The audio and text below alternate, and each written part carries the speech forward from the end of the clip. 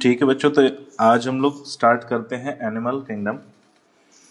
इस टॉपिक को अगर मैं बताऊं आप लोगों को कि जूलॉजी पॉइंट ऑफ व्यू से ये सबसे इम्पोर्टेंट टॉपिक्स में से एक है। ठीक है, इम्पोर्टेंट क्यों? इसका वेटेज एक तो ज़्यादा होता है एग्ज़ाम में, जिसमें लगभग मिनिमम 3 से 4 क्वेश्चन इसमें से आ जाते हैं। और इसमें से अगर हम बात करें कि ये इम्पोर्टेंट क्यों है, तो इसलिए क्योंकि इसमें बहुत सारा डेटा है, बहुत सारी इन्फॉर्मेशन है, और उन सारी इन्फॉर्मेशन को हमें याद करना और रिकॉल करना थोड़ा सा चैलेंजिंग होता है। ठीक है, तो कैसे उनको याद करेंगे और उसका थोड़ा सा याद करने का शॉर्ट ट्रिक क्या है, आसान तरीका क्या है, वो हम थोड़ा सा इसको बता दें कि इस टॉपिक को पढ़ेंगे तो शुरुआत कैसे करेंगे। ठीक है, वैसे तो पढ़ने के लिए कि हम एक तरफ से पढ़ सकते हैं और याद कर सकते हैं, लेकिन इसको अगर टेक्निकली पॉइंट ऑफ व्यू से समझेंगे तो ज़्यादा समझ में आएगा। सबसे पहले हम बात कर रहे हैं एनिमल किंगडम की। तो याद रखिएगा, एनिमल किंगडम में वो एनिमल्स आते हैं जो मल्टी सेलुलर और यूकैरियोटिक होते हैं। मल्टी सेलुलर यानी प्रोटोजोआ एनिमल किंगडम में नहीं आता है। ठीक है, हालांकि जब भी हम पढ़ने की कोशिश करते हैं तो सबसे पहले प्रोटोजोआ दिमाग में आता है, लेकिन यहाँ पर एनिमल किंगडम में प्रोटोजोआ नहीं आता है सबसे पहले। ठीक है, यहाँ पे शुरुआत ही मल्टी सेलुलर से होती है। लेकिन एनिमल किंगडम पढ़ने से पहले हम अगर कोशिश करें इसको समझने की, तो हमें क्या पॉइंट ऐसे हैं जो समझने पड़ेंगे। ठीक है, तो सबसे पहले हमें समझना पड़ेगा कि एनिमल किंगडम को जो डिवाइड किया गया है, इसका जो क्लासिफिकेशन किया गया है, वो किस बेस पर किया गया है।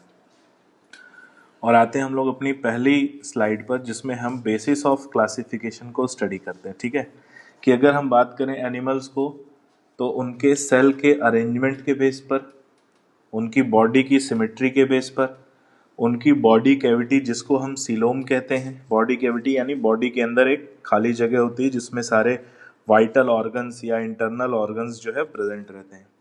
उनका डाइजेस्टिव सिस्टम कैसा है, सर्कुलेटरी सिस्टम कैसा है, और रिप्रोडक्टिव सिस्टम कैसा है, और रिप्रोडक्शन में और कौन कौन सी ऐसे पॉइंट है जिसके बेस पर हम क्लासिफाई करते हैं। तो ये सारे पॉइंट देखेंगे। तो अगर हम बात करें एनिमल किंगडम या एनिमल टैक्सोनॉमी पढ़ने से पहले, अगर हमें ये पॉइंट समझ में आ जाते हैं, ठीक है, ये पॉइंट समझ में आ जाते हैं, तो ये पॉइंट्स हमें एनिमल किंगडम पढ़ने में बहुत हेल्प करते हैं।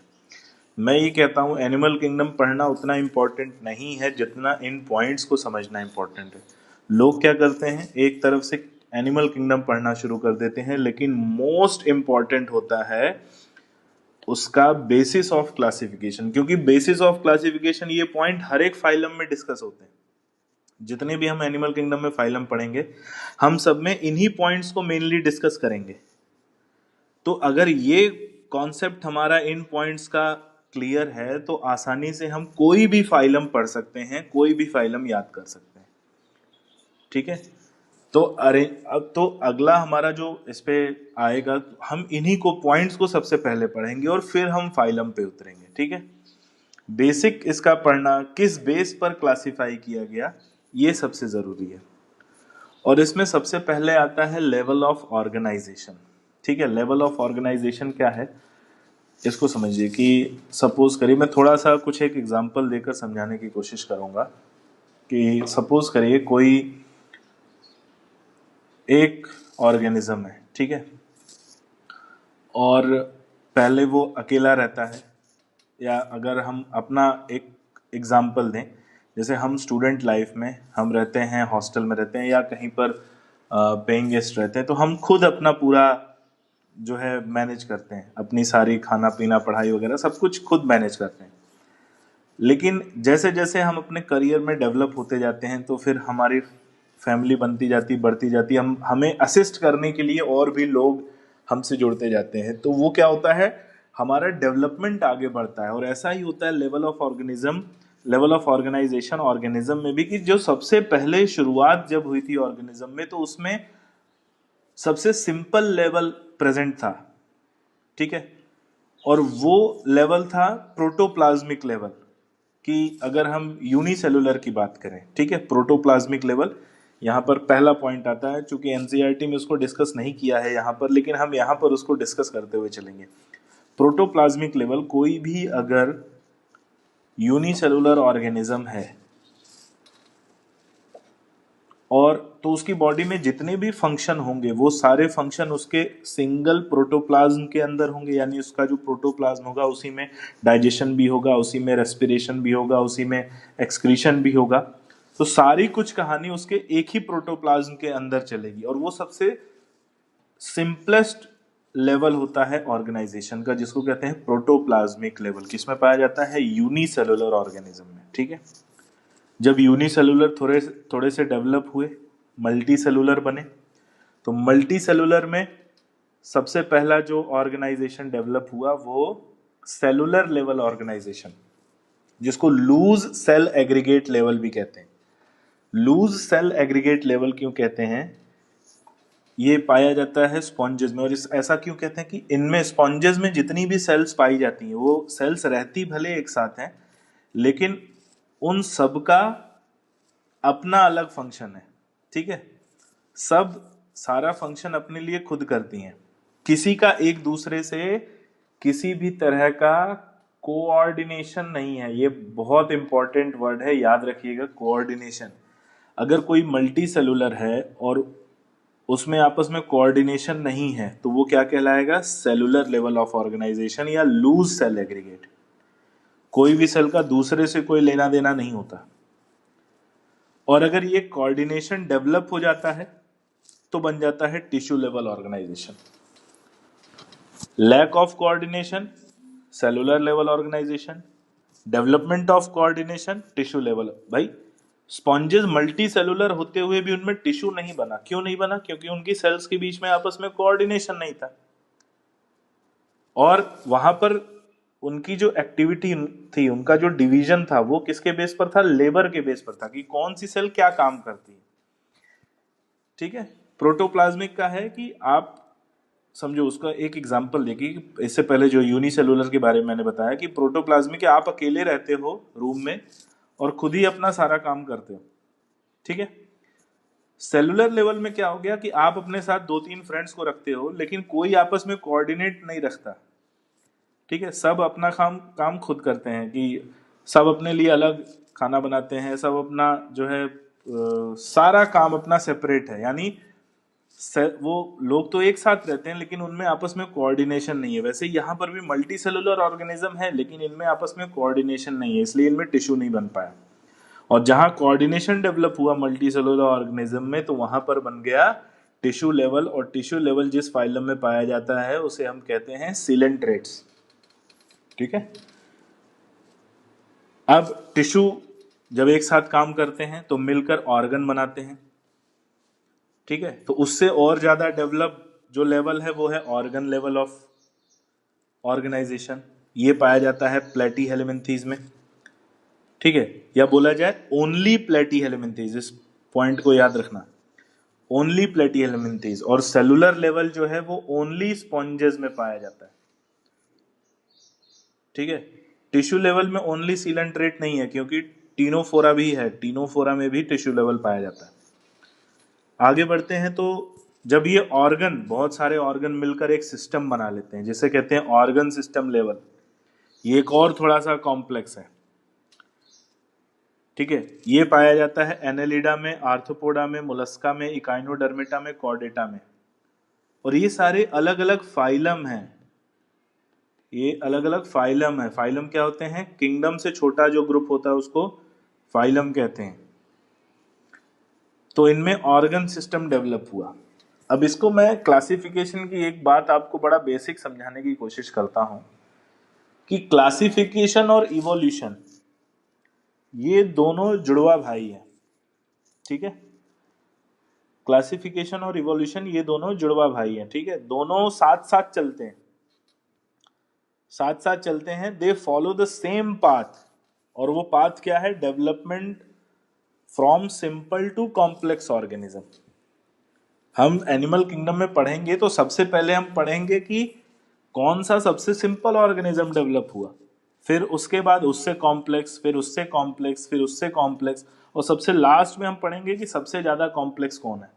और वही थियरी जाती है इवोल्यूशन में भी, कि सबसे पहले कौन डेवलप हुआ, उसके बाद कौन डेवलप हुआ, और उसके बाद कौन डेवलप हुआ। तो इवोल्यूशन में हम टाइम का टाइम को बेस बनाकर हम ऑर्गेनिज्म और एनवायरनमेंट के बारे में पढ़ते हैं।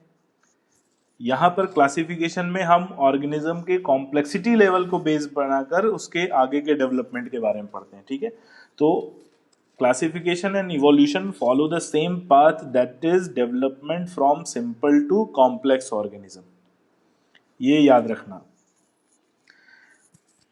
फिर इसके बाद एक पॉइंट और आता है कि डाइजेस्टिव सिस्टम। तो सबसे कॉम्प्लेक्स यहाँ पे लेवल ऑफ ऑर्गेनाइजेशन में सबसे कॉम्प्लेक्स कौन सा है?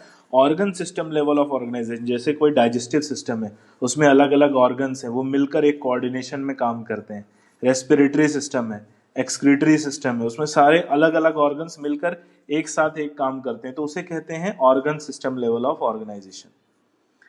लेकिन उसके बाद अगर हम और आगे बढ़ते हैं इसके अलावा लेवल ऑफ ऑर्गेनाइजेशन के, तो हम जाते हैं डाइजेस्टिव सिस्टम पे। डाइजेस्टिव सिस्टम, या तो किसी ऑर्गेनिज्म में डाइजेस्टिव सिस्टम नहीं है, एब्सेंट, तो एक तरह का वो ऑर्गेनिज्म होगा जिसमें डाइजेस्टिव सिस्टम है ही नहीं। और इसमें एग्जांपल मैं आपको बता देता हूं, प्लेटीहेल्मिन्थीज में जो टेप वॉर्म पाए जाते हैं, टेप वॉर्म, ठीक है, सिस्टोडा क्लास कहते हैं उसे, सिस्टोडा। टेप वॉर्म में डाइजेस्टिव सिस्टम नहीं होता, ठीक है, टेप वॉर्म में डाइजेस्टिव सिस्टम नहीं होता, और उसे कहते हैं एब्सेंट ऑफ डाइजेस्टिव सिस्टम। अब किसी में अगर प्रेजेंट है तो दो तरह का होता है, इनकम्प्लीट और कंप्लीट। अगर किसी के डाइजेस्टिव सिस्टम में सिंगल ओपनिंग पाई जाए, ठीक है, याद रखिएगा, सिंगल ओपनिंग पाई जाए तो उसे कहते हैं incomplete digestive system. Incomplete digestive system, single opening, वही सिंगल ओपनिंग माउथ भी होगी और वही एनस भी होगा। उसी सिंगल ओपनिंग से फूड अंदर भी जाएगा और डाइजेस्ट होने के बाद अनडाइजेस्टेड फूड बाहर भी जाएगा।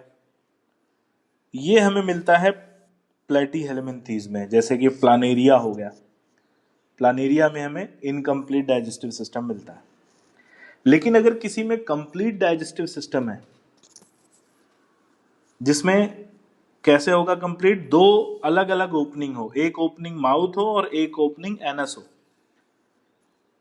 तो जिसमें अलग अलग माउथ ओपनिंग होती है उसे कहते हैं कंप्लीट डाइजेस्टिव सिस्टम। और कंप्लीट डाइजेस्टिव सिस्टम ज्यादा डेवलप होगा इनकम्प्लीट से, तो उसके बाद डेवलप हुआ प्लेटीहेल्मिन्थीज के बाद, यानी एस्केहेल्मिन्थीज से लेके कॉर्डेटा तक। याद रखना, एस्केहेल्मिन्थीज टू कॉर्डेटा सब में डबल ओपनिंग है। तो डाइजेस्टिव सिस्टम तीन तरह का, या तो एब्सेंट है, या तो इनकम्प्लीट है, या तो कंप्लीट है। एब्सेंट मतलब डाइजेस्टिव सिस्टम है ही नहीं, इनकम्प्लीट मतलब उसमें सिंगल ओपनिंग पाई जाती है, वही माउथ है, वही एनस है, प्लेटीहेल्मिन्थीज में पाया जाता है। कंप्लीट का मतलब दो ओपनिंग पाई जाती है, एक ओपनिंग एंट्री ऑफ फूड के लिए जिसे माउथ कहते हैं, एक opening exit of undigested food के लिए जिसे एनस कहते हैं, और दोनों एक साथ अगर प्रेजेंट है तो उसे हम कहते हैं कंप्लीट डाइजेस्टिव सिस्टम। ये एक पॉइंट है, याद रखना। हम इसको बार बार अलग अलग फाइलम में डिस्कस करेंगे। फिर आते हैं सर्कुलेटरी सिस्टम पे। मैं जो बता रहा हूं उसको बहुत ध्यान से सुनना, और अगर लिख लोगे तो बहुत अच्छा रहेगा। सर्कुलेटरी सिस्टम यानी जो बॉडी में सर्कुलेटरी सिस्टम होता है वो भी दो तरह का होता है, एक होता है ओपन और एक होता है क्लोज। ओपन सर्कुलेटरी सिस्टम में क्या होता है? Blood vessels are underdeveloped, ठीक है। कुछ बुक्स में लिखा है ब्लड वेसल्स आर एब्सेंट या ऐसा वैसा फलाना ढिमका, नहीं, blood vessels are underdeveloped. NCERT में लिखा है blood vessels are underdeveloped. तो ऐसा सर्कुलेटरी सिस्टम जिसमें ब्लड वेसल्स अंडर डेवलप होती हैं उसे कहा जाता है ओपन सर्कुलेटरी सिस्टम। तो ब्लड वेसल्स पूरी तरह से डेवलप नहीं होती, तो ब्लड कहाँ फ्लो करता है? Blood flow in body cavity, जिन्हें साइनस भी कहा जाता है। तो उस तरह के सर्कुलेटरी सिस्टम को ओपन सर्कुलेटरी सिस्टम कहते हैं। और ओपन सर्कुलेटरी सिस्टम मिलता है आर्थ्रोपोडा में, मोलस्का में। ये दो ऐसे फाइलम हैं जिसमें हमें ओपन सर्कुलेटरी सिस्टम मिलता है। क्लोज सर्कुलेटरी सिस्टम की बात करें तो इनमें blood vessels are well developed, इनमें वेल डेवलप्ड ब्लड वेसल्स पाई जाती हैं, आर्टरी पाई जाती है, वेन पाई जाती है, कैपिलरीज पाई जाती हैं, तो उसे क्लोज्ड टाइप का सर्कुलेटरी सिस्टम कहते हैं। इसमें जो है साइनस प्रेजेंट नहीं होते, इसमें ब्लड जो है बॉडी कैविटी में फ्लो नहीं करता, कैपिलरीज में फ्लो करता है। और कैपिलरीज का पाया जाना सरफेस एरिया को बढ़ाता है, जिससे गैस एक्सचेंज बढ़ता है, ब्लड का न्यूट्रिएंट एक्सचेंज बढ़ता है, और इसकी वजह से क्लोज सर्कुलेटरी सिस्टम की एफिशिएंसी भी बढ़ जाती है। ये किस में पाया जाता है भाई? एनेलिडा में पाया जाता है, ठीक है, इकाइनोडर्मेटा में और कॉर्डेटा में पाया जाता है, ठीक है। तो नॉन कॉर्डेट के 3 फाइलम है, एनेलिडा, इकाइनोडर्मेटा। दो फाइलम है नॉन कॉर्डेट के, एनेलिडा और इकाइनोडर्मेटा, और एक कॉर्डेट फाइलम है, कॉर्डेट में पाया जाता है क्लोज सर्कुलेटरी सिस्टम। तो ये पॉइंट याद रखना, इसको हम आगे डिस्कस करेंगे। नेक्स्ट पॉइंट आता है सिमेट्री। भाई सिमेट्री क्या हो गई, किसे कहते हैं सिमेट्री? अगर हम कोई ऐसी इमेजिनरी लाइन ड्रॉ करें जो किसी ऑर्गेनिज्म को एटलीस्ट 2 इक्वल हाफ में डिवाइड कर दे, और दोनों इक्वल हाफ एक दूसरे को सुपर इम्पोज कर लें, यहां पर मैं बोल रहा हूं सुपर इम्पोज, सुपर इम्पोज कर लेते हैं, तो उसे लाइन ऑफ सिमेट्री कहा जाता है। सुपर इम्पोज का मतलब पूरी तरह से एक दूसरे को ढक लेना। जैसे यहां से अगर हम इसको, आप ध्यान देंगे इस लाइन में, मैं स्क्रैप का जो डायग्राम है यहाँ पर एक बीचों बीच ये लाइन में जो ड्रॉ कर रहा हूँ, ठीक है, तो इसकी वजह से क्या होगा, लेफ्ट वाले पार्ट को अगर हम फोल्ड करेंगे तो वो राइट वाले पार्ट को पूरी तरह से क्या कर लेगा, कवर कर लेगा। इसी को कहते हैं सुपर इम्पोज, ठीक है। तो अगर ये पूरी तरह से कवर कर ले तो ही उसे लाइन ऑफ सिमेट्री कहेंगे। जैसे कि मैं अगर आपको एक डायग्राम दूं, आप एक रोम्बस का डायग्राम ले लीजिए, रोम्बस मालूम है आपको, ठीक है। रोम्बस में हम क्या करेंगे, इसमें मैं पूछूं आपसे लाइन ऑफ सिमेट्री कितनी है, तो एक लाइन तो यहां से बीचों बीच मिल जाएगी, तो ऊपर वाला नीचे वाला पार्ट एक दूसरे को सुपर इम्पोज कर लेगा। ये वाला लाइन भी मिल जाएगी जिसमें लेफ्ट और राइट पार्ट ऊपर एक दूसरे को सुपर इम्पोज कर लेंगे। लेकिन अगर हम इसको ऐसे डिवाइड करें या इस तरह से डिवाइड करें, तो जो कंप्लीट लाइन हमें दिख रही है ये लाइन ऑफ सिमेट्री नहीं कहलाएगी, क्योंकि ऐसे में अगर फोल्ड करेंगे तो ये पूरी तरह से सुपर इम्पोज नहीं करेगा। तो लाइन ऑफ सिमेट्री बनने के लिए एक चीज जरूरी है कि जो पार्ट्स हैं वो एक दूसरे को सुपर इम्पोज जरूर करें। अब इसमें भी आता है स्पॉन्जेस में एसिमेट्रिकल। एसिमेट्रिकल मतलब स्पॉन्जेस का स्ट्रक्चर ऐसा होता है कि उनमें कहीं से हम कोई भी ऐसी लाइन ड्रॉ नहीं कर सकते जो उन्हें 2 इक्वल हाफ में डिवाइड करे और दोनों इक्वल हाफ एक दूसरे को सुपर इम्पोज करे, इसलिए स्पॉन्जेस को एसिमेट्रिकल कहा जाता है। यानी पॉरीफेरा फाइलम में जो भी आते हैं स्पॉन्जेस, आते हैं किसमें, पॉरीफेरा में, ठीक है। पॉरीफेरा फाइलम में जो भी आते हैं एनिमल वो क्या है, एसिमेट्रिकल। फिर आता है रेडियल सिमेट्री। रेडियल सिमेट्री का यहां पर डायग्राम दिख रहा है। रेडियल सिमेट्री क्या है, जब 2 से ज्यादा लाइन ऑफ सिमेट्री मिले, जैसे कि हम रेडियस किसी सर्कल में अगर हम बात करें तो हम इसमें कई डायमीटर बना सकते हैं, तो ये होता है रेडियल सिमेट्री। रेडियल सिमेट्री हमें मिलती है किसमें, सीलेंट्रेट्स में, टीनोफोरा में, इकाइनोडर्मेटा में। और इसके बाद जो बी डायग्राम हमें दिख रहा है कि एक ही लाइन ड्रॉ करेंगे और 2 इक्वल हाफ बनेंगे, तो उसे कहते हैं बाइलेटरल सिमेट्री। बाइलेटरल सिमेट्री ये पाई जाती है एनेलिडा, आर्थ्रोपोडा, उसके बाद आगे मोलस्का में मिलती है, कॉर्डेटा में मिलती है। इसे कहते हैं बाइलेटरल सिमेट्री। तो हमें ये याद रखना है कि किसमें किसमें एसिमेट्री पाई जाती है, किसमें रेडियल सिमेट्री पाई जाती है और कहाँ बाइलेटरल सिमेट्री पाई जाती है।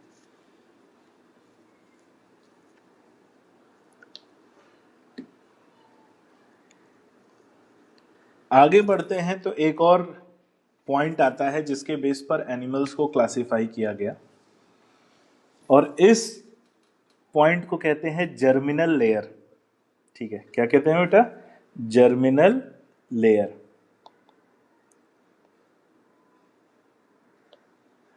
जर्मिनल लेयर क्या होता है कि जब ऑर्गेनिज्म एम्ब्रियो स्टेज में डेवलप हो रहा था, जब एम्ब्रियो स्टेज में उसका डेवलपमेंट चल रहा था, तो उस समय उस एम्ब्रियो में कितनी लेयर्स बनती हैं। स्टार्टिंग में जो सेलुलर लेयर बनती है उनको जर्मिनल लेयर कहा जाता है, और उन्हीं जर्मिनल लेयर से सारे ऑर्गन्स बनते हैं। उन्हीं जर्मिनल लेयर से डेवलप होके ऑर्गेनोजेनेसिस का प्रोसेस होता है। तो किसी में 2 जर्मिनल लेयर बनती है, किसी में 3 जर्मिनल लेयर बनती है। तो सबसे पहले कौन से बने होंगे? जिनमें 2 जर्मिनल लेयर बनी होगी, फिर उनमें और डेवलपमेंट हुआ होगा तो उनमें 3 जर्मिनल लेयर डेवलप हुई। तो जिनमें 2 जर्मिनल लेयर पाई जाती है, एक्टोडर्म और एंडोडर्म, उन ऑर्गेनिज्म को कहते हैं डिप्लोब्लास्टिक। ठीक है, सो दोज ऑर्गेनिज्म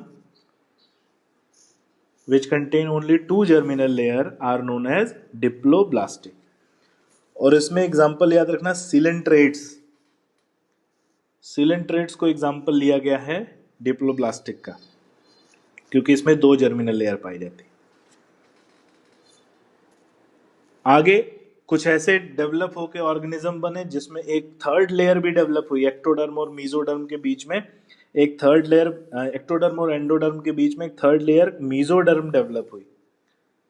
और ये मीजोडर्म जो डेवलप हुई तो उसकी वजह से ट्रिप्लोब्लास्टिक एनिमल बने जिनमें 3 जर्मिनल लेयर पाई जाती है। और ये कहां से कहां तक? प्लेटीहेलमिन्थीज टू कॉर्डेटा, यहां पर नोट कर लेना, कॉर्डेटा। प्लेटीहेलमिन्थीज, उसके बाद एस्केहेलमिन्थीज, एनेलिडा, आर्थ्रोपोडा, इकाइनोडर्मेटा, मोलस्का और फिर कॉर्डेटा, ये पूरे में डेवलप हुआ क्या? ट्रिप्लोब्लास्टिक हुए। तीसरी जर्मिनल लेयर भी पाई जाती है। अब ये जो जर्मिनल लेयर मीजोडर्म डेवलप हुई, एक बड़ी बात, खास बात, कुछ एनिमल्स में ऐसा पाया गया कि इस मीजोडर्म लेयर में फोल्ड बना। क्या बना? फोल्डिंग हुई, और इसकी फोल्डिंग से एक कैविटी बनी। याद रखना इस बात को सब लोग, मीजोडर्म लेयर में फोल्ड हुआ और इसके फोल्ड होने से एक कैविटी बनी, और इस कैविटी को हम कहते हैं ट्रू सीलोम, या हम इसे कहते हैं बॉडी कैविटी। ठीक है, तो जिन ऑर्गेनिज्म में मीजोडर्म होता है और अगर उस मीजोडर्म से फोल्ड होने से बॉडी कैविटी बनती है, तो उस बॉडी कैविटी को हम ट्रू सीलोम कहते हैं या ट्रू बॉडी कैविटी कहते हैं। कुछ ऐसे भी होते हैं जिनमें बॉडी कैविटी नहीं होती, और कुछ ऐसे भी होते हैं जिनमें बॉडी कैविटी होती है लेकिन वो मीजोडर्म से नहीं बनती, तो वो ट्रू सीलोम नहीं कहलाएगा। ट्रू सीलोम बनने के लिए क्या जरूरी है कि वो कहां से बनी हो? मीजोडर्म से बनी हो, तभी उसे हम ट्रू सीलोम कहेंगे। याद रहेगा? तो जिनमें मीजोडर्म होगा, जरूरी नहीं कि उनमें ट्रू बॉडी कैविटी हो। कई बार ऐसा होता है मीजोडर्म प्रेजेंट है लेकिन उसमें फोल्ड नहीं हुआ। ठीक है, तो जहां मीजोडर्म है और उसमें फोल्ड है, तो फोल्ड वाली कैविटी को ही हम कहते हैं ट्रू सीलोम या ट्रू बॉडी कैविटी। इस पॉइंट को याद रखना। तो यहां पर समझ में आ गया कि डिप्लोब्लास्टिक जिनमें 2 जर्मिनल लेयर, ट्रिप्लोब्लास्टिक जिनमें 3 जर्मिनल लेयर।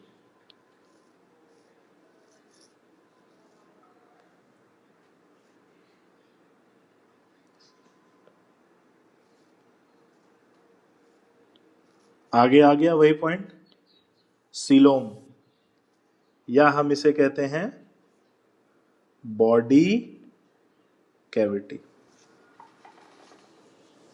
जैसा कि मैंने बताया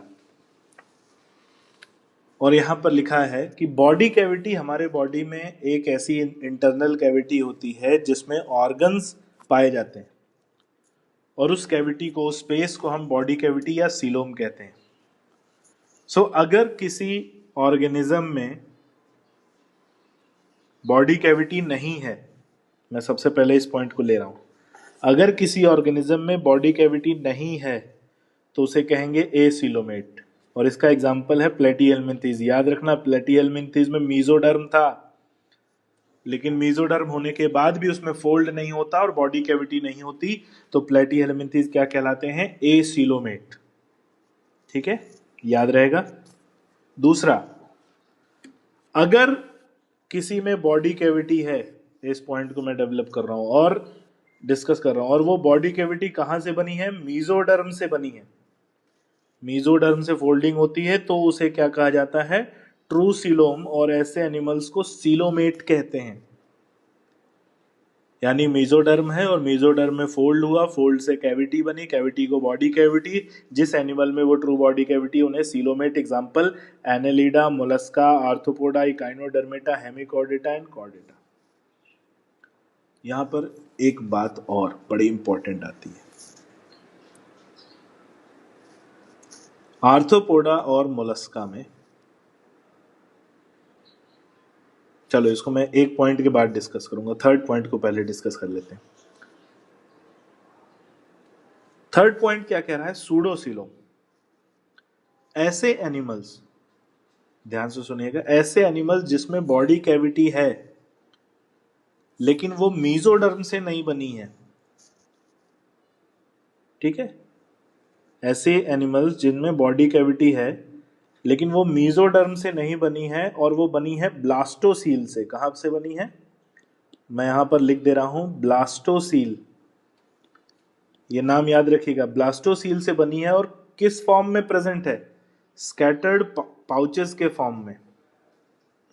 ये मोस्ट इंपॉर्टेंट पॉइंट है इसका। स्कैटर्ड पाउचेस के फॉर्म में अगर कैविटी है which has not develop from mesoderm, तो उसे कहते हैं सूडोसीलोम। सूडो का मतलब होता है झूठा, सीलोम मतलब बॉडी कैविटी या फॉल्स बॉडी कैविटी। तो ऐसे एनिमल्स को कहते हैं सूडोसीलोम या सूडोसीलोमेट। और इसमें एग्जांपल है एस्केहेलमिन्थेस। ठीक है, लेकिन आप में कंफ्यूजन आगे चल के ना हो इसलिए मैं यहां पर एक और बात बता दे रहा हूं कि एस्केहेलमिन्थेस के साथ साथ आर्थ्रोपोडा और मोलस्का,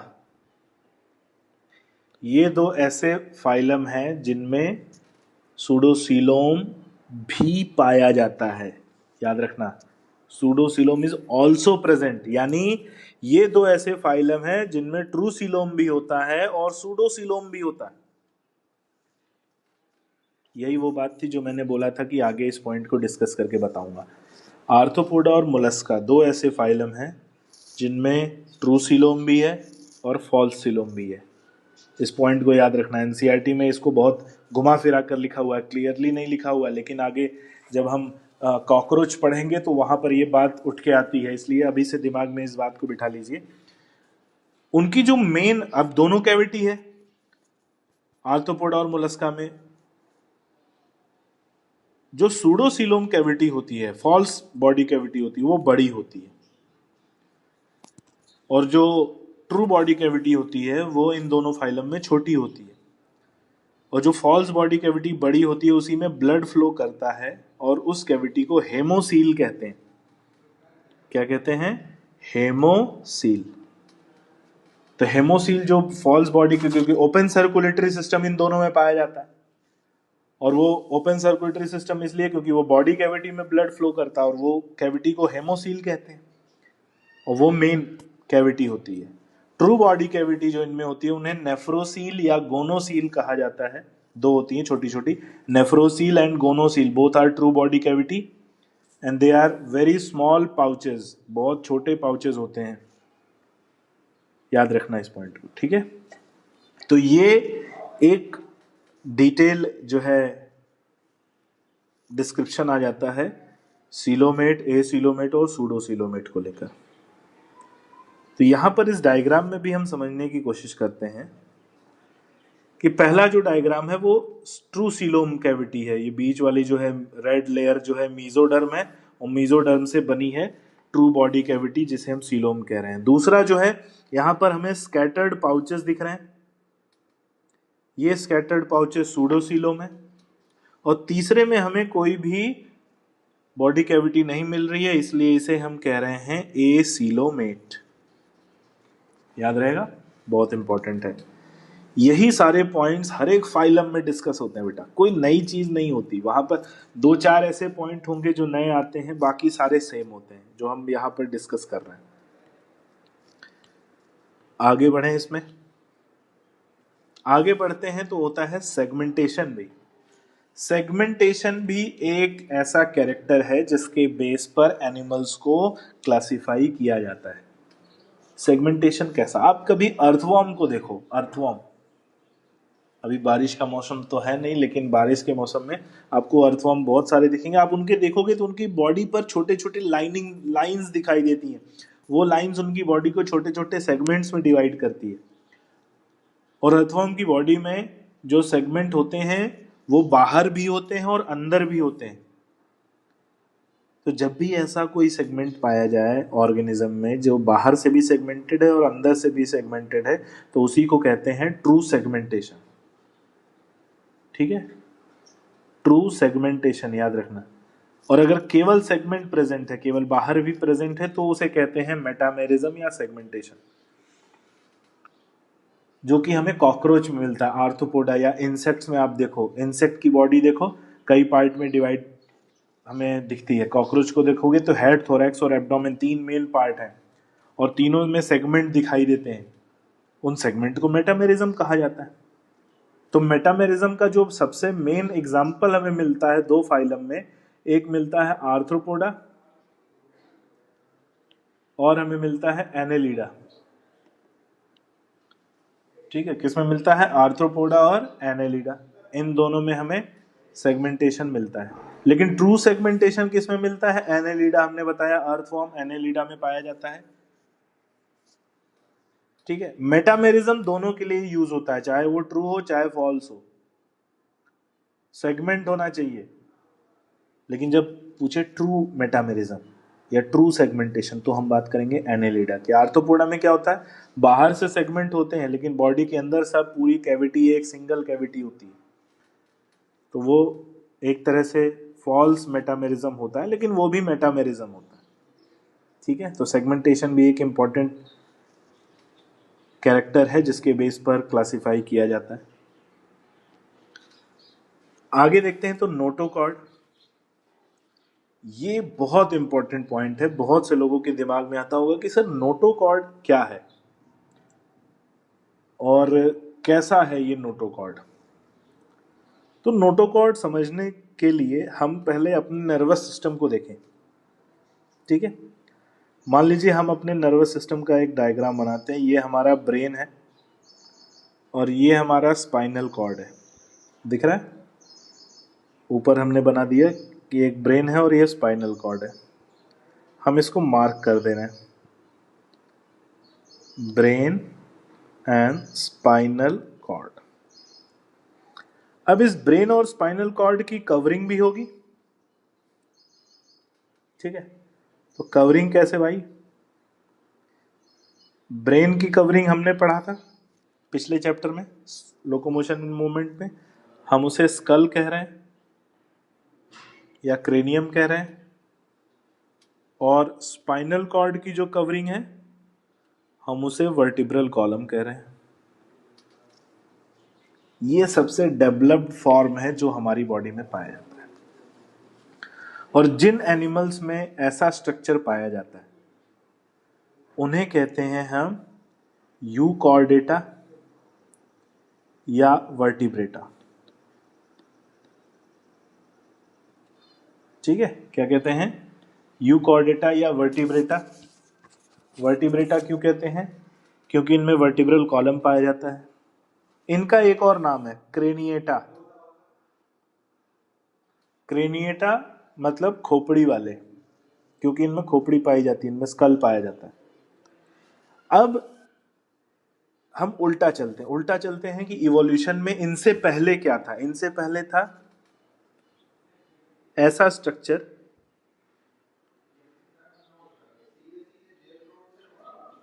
इनके पहले था ऐसा स्ट्रक्चर जिसमें केवल ये दोनों स्ट्रक्चर ब्रेन और स्पाइनल कॉर्ड अलग अलग दिखाई नहीं देते थे। ठीक है, ब्रेन और स्पाइनल कॉर्ड अलग अलग दिखाई नहीं देते थे, ये सेम दिखते थे, यानी एक यूनिफॉर्म स्ट्रक्चर हुआ करता था। मैं बनाने की कोशिश करता हूं। तो ये यूनिफॉर्म स्ट्रक्चर था और इस स्ट्रक्चर को हम कहते हैं नोटोकॉर्ड, सॉरी नर्व कॉर्ड कहते हैं, nerve cord, not notochord, nerve cord. इसी नर्व कॉर्ड का अपर पार्ट आगे चल के ब्रेन बन गया और लोअर पार्ट आगे चल के स्पाइनल कॉर्ड बन गया, याद रखना। और दूसरा जो स्ट्रक्चर इसको कवर करता हुआ पाया जाता था उसे हम कहते हैं नोटोकॉर्ड, नोटोकॉर्ड। और इस नोटोकॉर्ड का अपर पार्ट बन गया स्कल और लोअर पार्ट बन गया वर्टिब्रल कॉलम, याद रहेगा। ठीक है, तो यानी जिसमें भी नोटोकॉर्ड या उसका डेवलप्ड फॉर्म पाया जाता है उन्हें हम कॉर्डेट कहते हैं।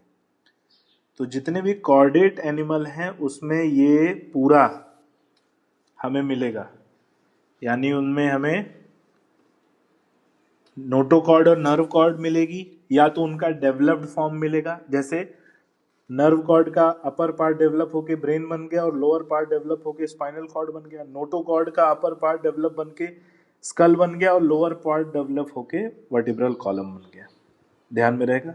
अब जिन एनिमल्स में ये स्ट्रक्चर ना प्रेजेंट हो, ये जितने भी मैंने बनाए यहाँ पर, ये ना प्रेजेंट हो और ये ना प्रेजेंट हो, उन्हें कहते हैं नॉन कॉर्डेट। तो जिनमें नोटोकॉर्ड या उसका डेवलप फॉर्म ना पाया जाए उन्हें कहते हैं नॉन कॉर्डेट। ठीक है, उनमें क्या पाया जाता है वो अलग बात है। So animals which contain notochord are known as chordate. तो हमारे बॉडी में नोटोकॉर्ड प्रेजेंट होती है क्या? हाँ भाई, प्रेजेंट होती है, लेकिन बहुत ही रुमिनेंट फॉर्म में। अगर हम बात करें तो जो हमारा वर्टिब्रल इंटरवर्टिब्रल डिस्क होती है दोनों वर्टिब्रे के बीच में, उस वर्टिब्रल डिस्क के अंदर न्यूक्लियस पल्पोसस पाया जाता है और वो न्यूक्लियस पल्पोसस नोटोकॉर्ड का रिमिनेंट फॉर्म है जो आज भी हमारी बॉडी में प्रेजेंट है। बाकी का पार्ट डेवलप हो गया किसके फॉर्म में? स्कल और ब्रेन के फॉर्म में। और animals which do not form this structure are known as non chordate. तो ऐसे एनिमल जिनमें ये स्ट्रक्चर बना ही नहीं उन्हें कहा जाता है नॉन कॉर्डेट। तो पॉरीफेरा से लेके इकाइनोडर्मेटा तक, याद रखना, पॉरीफेरा से इकाइनोडर्मेटा तक जितने भी एनिमल आते हैं वो नॉन कॉर्डेट है। तो कौन कौन आता है इसमें भाई? नाम लिखते जाओ। नॉन कॉर्डेट में porifera, coelenterata, ctenophora, platyhelminthes, aschelminthes, annelida, arthropoda, mollusca, echinodermata. ये फाइलम हैं जो आते हैं नॉन कॉर्डेट में। ठीक है, यहां पर इनके बारे में था। आगे बढ़े तो क्लासिफिकेशन ऑफ एनिमल्स। ठीक है, इस पॉइंट को बहुत ध्यान से देखना, ये चार्ट को, इस चार्ट पे क्वेश्चन आया है। क्लासिफिकेशन ऑफ एनिमल्स की अगर हम बात करें तो एनिमल किंगडम जो कि एनिमेलिया में क्या आते हैं? मल्टी सेलुलर एनिमल आते हैं और यूकैरियोटिक होते हैं। तो इनको सबसे पहले डिवाइड किया गया इनके लेवल ऑफ ऑर्गेनाइजेशन के बेस पर। लेवल ऑफ ऑर्गेनाइजेशन में जिनमें सेल्स डेवलप हुआ और जिनमें टिश्यू, ऑर्गन या ऑर्गन सिस्टम डेवलप हुआ। अब यहां पर ये जो तीन लाइनें हमें दिख रही हैं ये तीनों क्या है? एसिलोमेट। ये भी क्या है? एसिलोमेट। और तीसरा तो एसिलोमेट लिखा ही है। तो न्यू एनसीईआरटी में इस डायग्राम में ये दो चेंज है जो मैंने यहां पर लिखे। पॉरीफेरा भी एसिलोमेट है, सिलेंट्रेटा और टीनोफोरा भी एसिलोमेट है, एसिलोमेट प्लेटीहेलमिन्थीज भी है। फॉल्स सीलोम कहां से? एस्केहेलमिन्थीज में केवल दिया है। लेकिन हमें बात करें अगर सीलोमेट की तो आर्थ्रोपोडा और Mollusca, Annelida, Echinodermata, Hemichordata, Chordata, इनको इंक्लूड किया गया है सीलोमेट में। और हमें ये बात भी याद होनी चाहिए कि आर्थ्रोपोडा और मोलस्का में और क्या पाया जाता है, फॉल्स सीलोम भी पाया जाता है। मैं कह रहा हूं भी का मतलब ये कि इसमें ट्रू सीलोम भी है और फॉल्स सीलोम भी है, ठीक है।